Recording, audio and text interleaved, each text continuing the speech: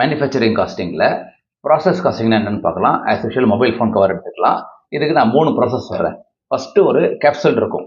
அதை நீங்கள் pour பண்ணிங்கன்னா அது லிக்விட் ரெசினாக வந்துடும். ஓகேயா. செகண்டு அது ஷீட்டாக மாறும். ஓகே. இல்லாட்ட சே 3 ஷீட்டாக கட் பண்ணுறீங்க, ஸ்மால் மீடியம் லார்ஜ் சொல்லிட்டு.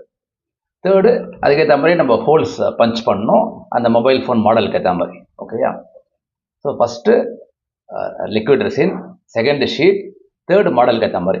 தட் மீன்ஸ் இதனுடைய output becomes input for this and இதனுடைய output becomes input for this. இதுதான் ப்ராசஸ் காஸ்டிங்கோட ஒரு முக்கியமான ஃபீச்சர். ஓகேயா. செகண்ட், இதெல்லாம் சைமல்டேனியஸாகவும் ரன் பண்ணலாம். ஓகே. ஏன்னா சில சமயம் இதனுடைய அவுட்புட் நிறைய வரும் ஒரு பேட்சில். அப்போ இது கம்மியாக வரும்போது நீங்கள் இதை சைமல்டேனியஸாக ரன் பண்ணலாம் இந்த ஸ்டாக்கை வச்சுட்டு. ஓகேயா. தேர்டு முக்கியமானது, அதே ரா மெட்டீரியல் தான் கடைசி வரைக்கும் போகிறது. என்ன அதனுடைய ஃபார்ம் மாறும், இல்லை